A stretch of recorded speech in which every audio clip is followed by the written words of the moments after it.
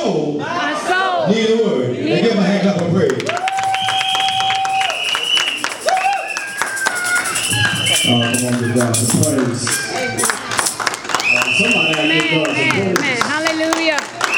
Glory to God. I don't believe they're going to have Hallelujah, church. hallelujah, hallelujah. What is this? The word. Bible.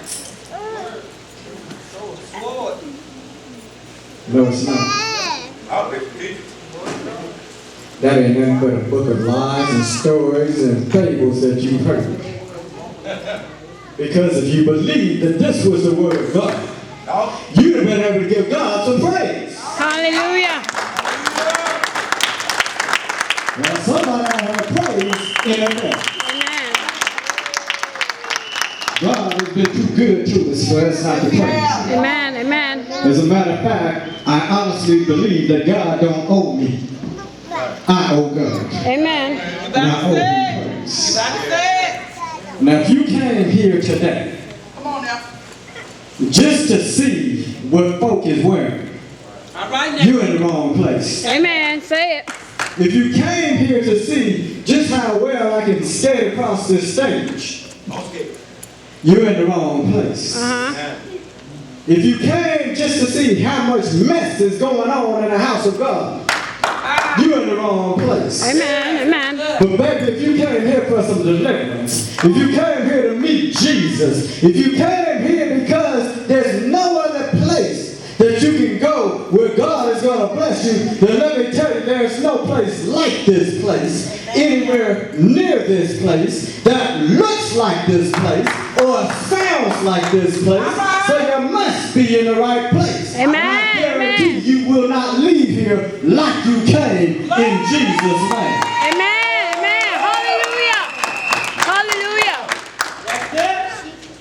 When my wife and I were talking the other day, I told her I'm an old school preacher.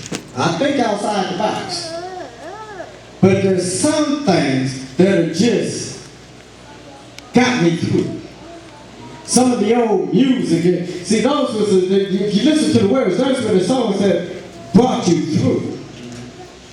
And my wife got to play this Williams Brothers song, and it just got up in my system.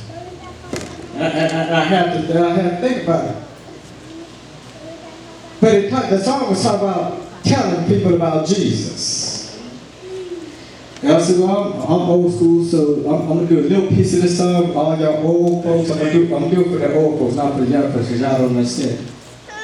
You got to tell somebody about Jesus, how He set you free, gave you the victory.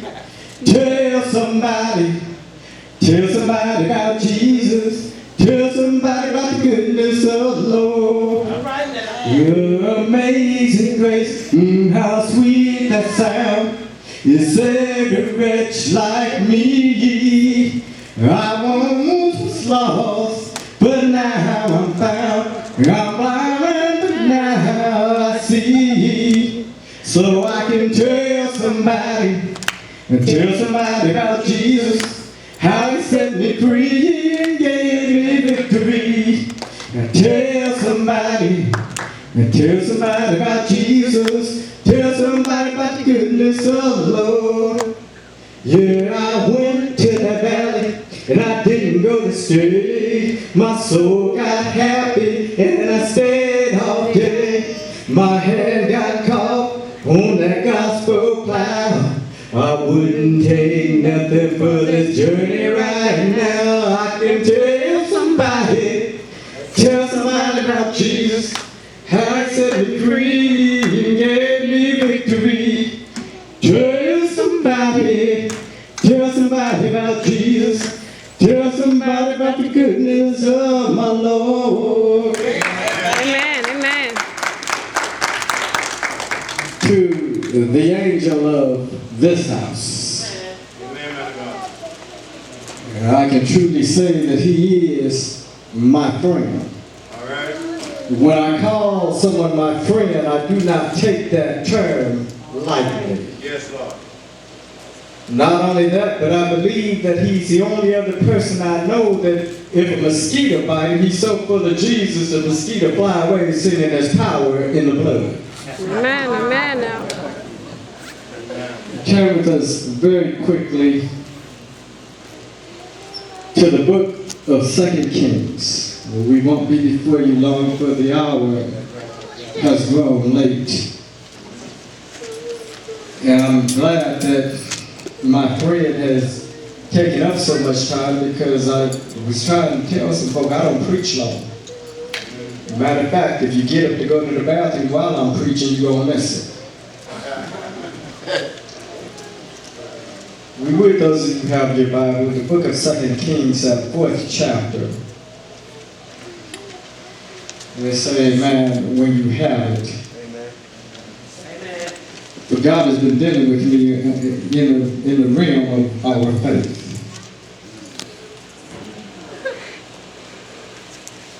Second Kings 4th chapter, verses 32 through 37. All right. And when Elisha was come into the house, behold, the child was dead and laid upon his bed. He went in therefore and shut the door upon them twain and prayed unto the Lord.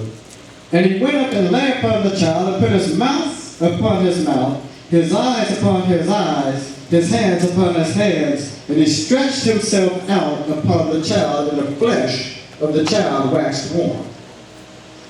Then he returned and walked into the house to and fro, and went up and stretched himself upon the child, and the child sneezed 7 times, and the child opened his eyes.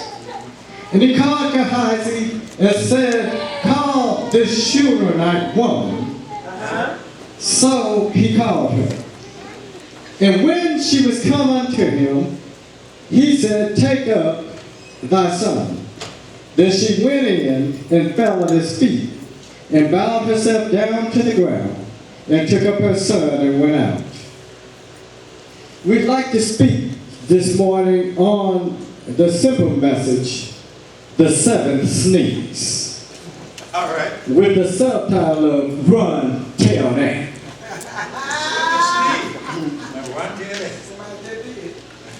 We need to get an understanding of what's going on. It might seem that this is a familiar story to some, but we need to look at this in a situation where it's different. We need to take a deeper look into what's really going on.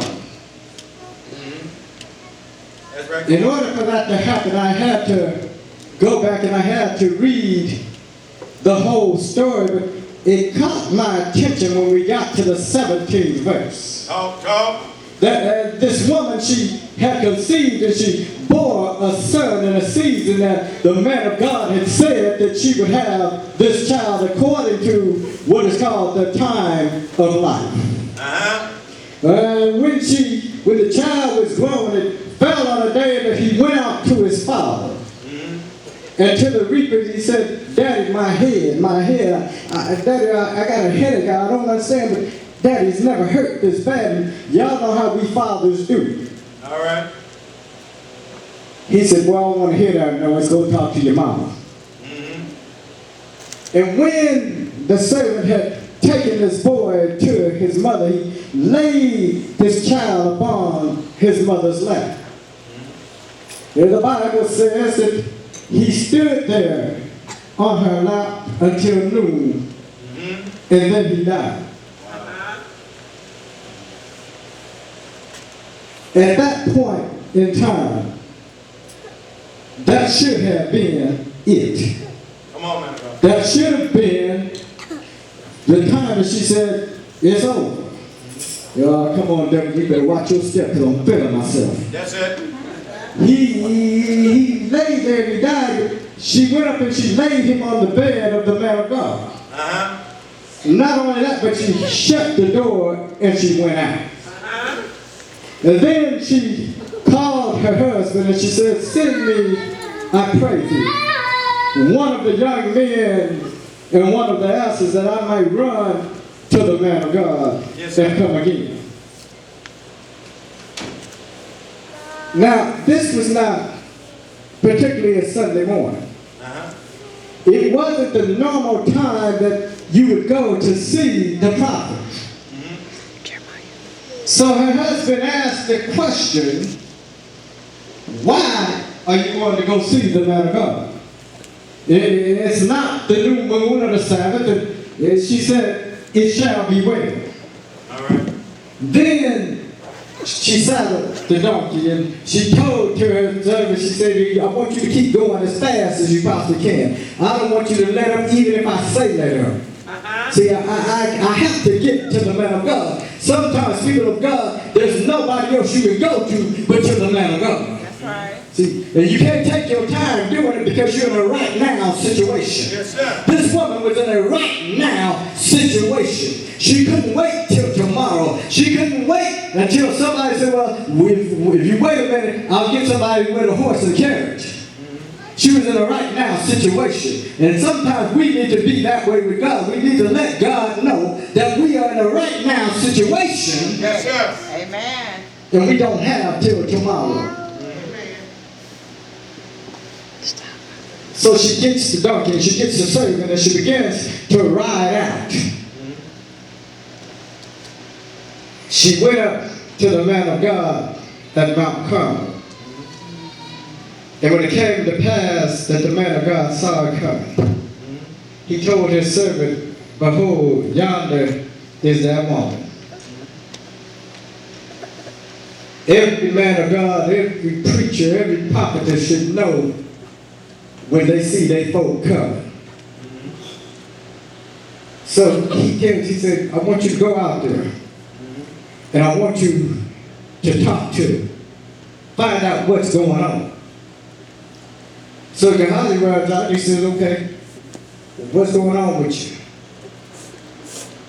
All she could say was, all is well, but I still got to see the man of God. And when she gets to the man of God,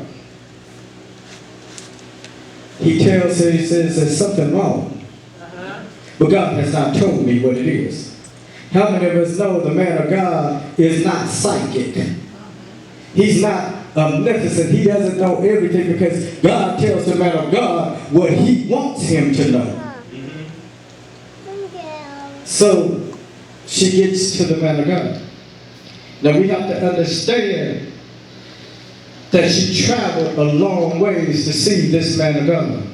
She didn't just go next door. It wasn't like Decatur and DeKalb. The trip from Shunem, where she lived, to Carmel was 25 miles. Not only that, the servant that was to walk beside them had to walk that 25 miles, beating this animal to tell her to keep going, keep going. Elisha sees her coming and he sends his servant to greet him, and he doesn't know her problem, for we find in verse 27, he says, the Lord has not told me. In verse 28, she begins to rebuke the man of God. She begins to blame him for her troubles. And y'all know how we get when the man of God will tell you something and then you get upset when it don't happen. Well, you said this was going to happen. You gave me this, and now look at this. You gave me the car, now I got to pay the bills on it. You bought me the house, now I got to pay the mortgage. What, I didn't ask you for this. This woman attacks the man of God. She points out the fact that she did not ask for the son nor the sorrow that was following. So the man of God agrees to go with her. He sends his servant ahead of him. Halfway there, Gehazi comes back and he says that there is neither voice nor hearing. This child is dead. When Elisha comes into the house. There's a change in the atmosphere. When a man of God is speaking, and God is speaking through him, there's a change in the atmosphere. See, the proof is always in the pudding. If I say it's chocolate and it tastes like vanilla, we got issues. The man of God comes in and he lays down on this child. He notices that the child has grown cold. So he stretches himself out on the child and the body waxed warm. And that, he thought, would have been good enough. Come on. You would think because the body is yet warm, that everything is all right. How many of you can understand that even in the church is warm, but yet there's no life? God is so sick and tired of lukewarm Christians. Matter of fact, he says that if you're lukewarm, I'm going to spit you out. I'd rather you be hot or cold. That's right. It's time for the church to awaken. He takes this boy and he prays over him and he feels the body get warm, but there's still no life in him. And I can imagine as he's sitting here and he's saying, Lord, the body's warm. But Lord, you got to do something. You got to do something right now. Because this woman here, if I don't do what you promised you would do, we going to have some issues. All right. And I know for a fact that you're not a God that you would lie. Lord, I know for a fact her husband ain't got no bail money. And the folk back home ain't got no money to bury me. So Lord, you need to do something right now. All right. Whatever you're going to do in this season, you need to do it for me right now. Amen. Yes. Amen. He goes back upstairs and he lays out on the child again, eyes to his eyes, mouth to his mouth, hands to his hands. He stretches himself out. The child sneezes 7 times and the child opens his eyes. Some of us today are going through so much. There's so much mess. We feel that there's greater beyond the hill. We can see the sun behind the clouds. And we say, Lord, when? I've done everything that I can do. I've been beat down and shut down. I've been talked about. I've been tried. I've been running here and there. I go to mama's house. Mama said, I can't help you. Go talk to your daddy. I talked to daddy. Daddy can't help me. He said, go back and talk to your cousin. But grandma, no. And mama's sitting in the living room, some of your houses, you're sitting there and you're wondering what's going on. You sneeze that 6 sneeze. Yes, yes. And the house is still tore up. Come on now. Yes. Some of us on the so-called love boat on our way to Fantasy Island. All right now. As sands are through the Evergrande, so are the days of your life. I've heard that 3 is company, but baby 8 is enough for anybody. God is about to interrupt that program. Go ahead. See, you're about to give birth and you feel it coming, but you can't just have it halfway. All right now. That's right. I've never seen a woman walking around like this and the baby's still sitting there. Oh, Lord. Like you say. She has to go through the whole process. And baby, you know that you're about to give birth to something. Bishop, the new lover's about to give birth. But you have to sneeze that 7th sneeze. Yeah. It's all in the 7th sneeze. As I went through the scripture, Let me use it. I started having questions. Uh-huh. I went all the way back to the dad.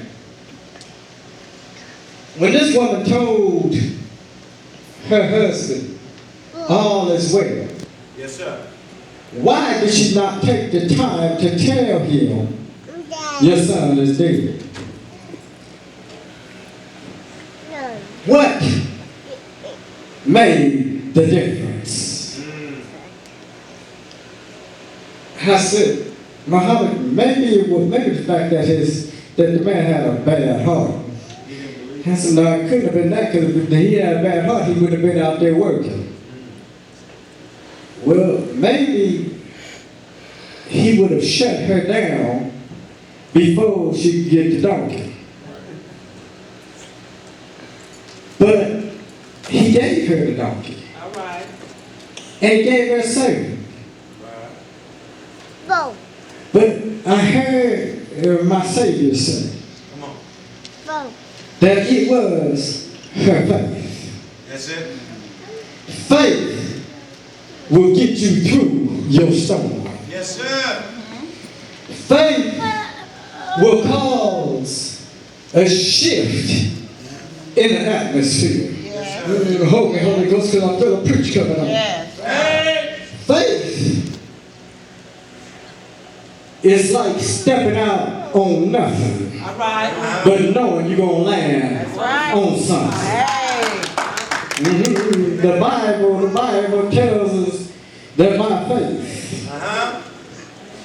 God created the heavens and earth. Yeah, he was by faith that Abel, he offered up a more excellent sacrifice than Cain. Go ahead, preacher.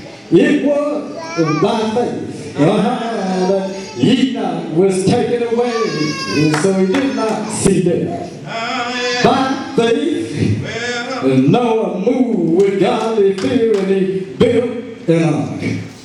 By faith, Abraham obeyed when he was tested and he offered up Isaac. Where is your faith today? Who do you have faith in, and who and what is he to you? yeah. Can I take just one moment and tell you who my faith is in? Somebody told me that he's a wheel in the middle of a wheel. Well, Somebody told me that he's a lily in a valley, shining bright as a morning star. Somebody told me that he's my rock and my shield. But can I tell you who he is to me? My faith is in Jesus, the righteous Son of the living God. I don't know what he is to you, but I can tell you who and what he is to me. He is my doctor in a sick room. He is my lawyer in a courtroom.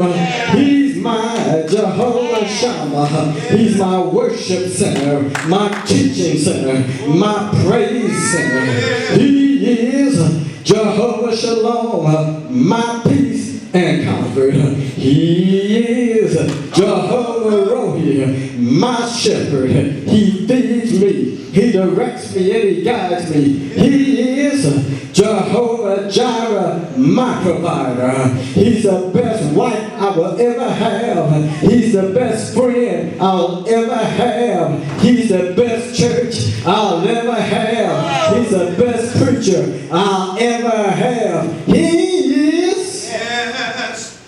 He's bread when I'm hungry. He's water when I'm thirsty. He's my friend who treats me better than I treat myself. I don't know what you come to do, but I come to give God some praise for all that he's done. Not only that, but he's Jehovah Nissi, my victory. If you're going through something right now, He is Jehovah Nissi. He's your victory. You're going to stand up boldly and tell the devil, you better watch your step, because I'm feeling myself.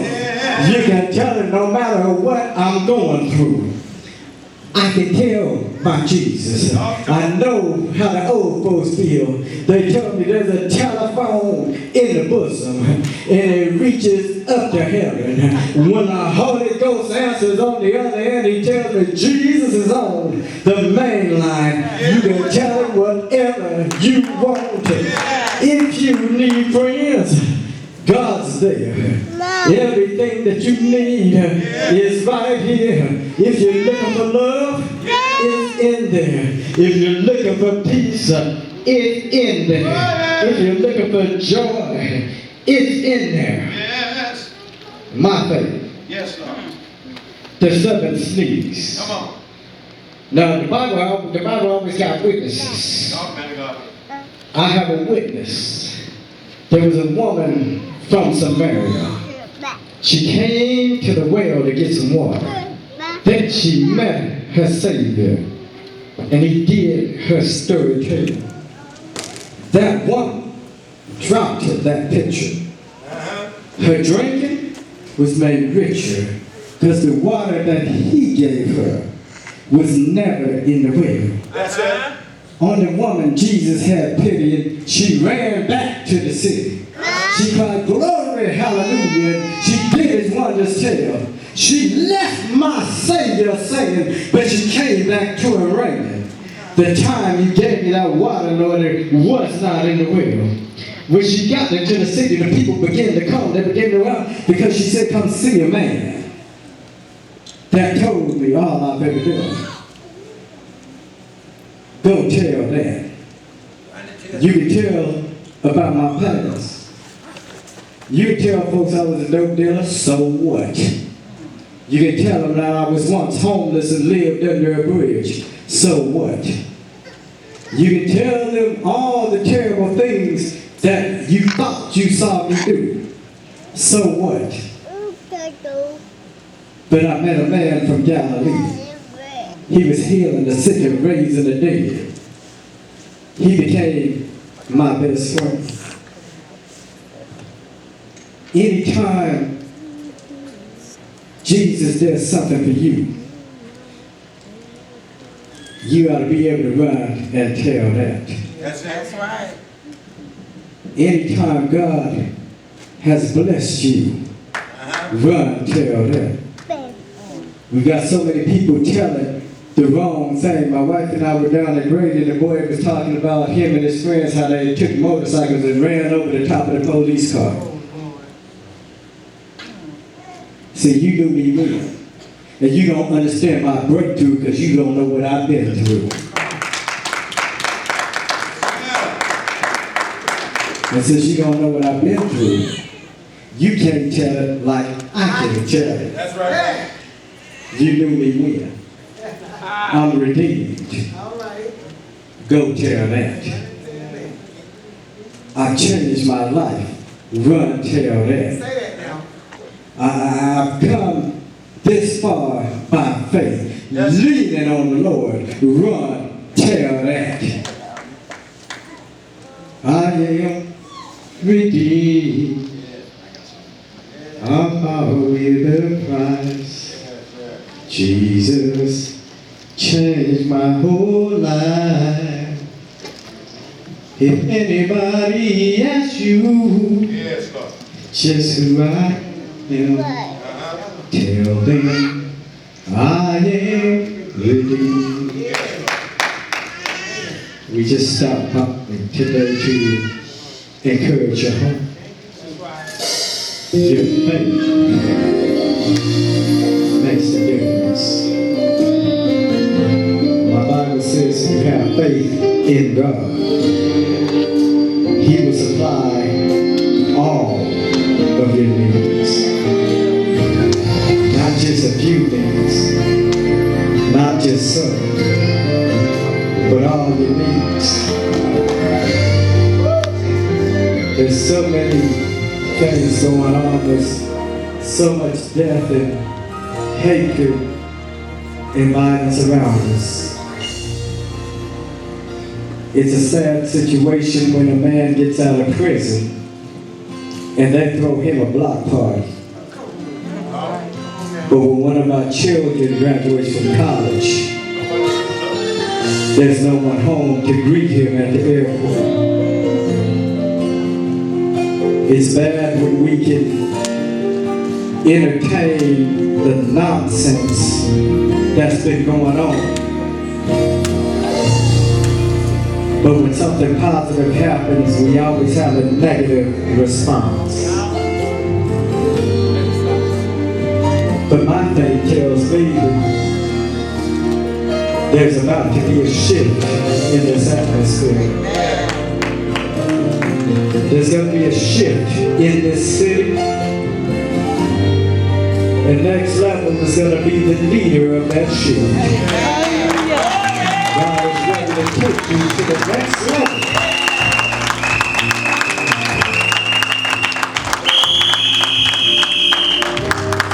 Don't give up hope. Don't give up your faith. Just keep running to the man of God. And God will give him what he needs so that you can sneeze that 7 snakes. And your eyes will be open.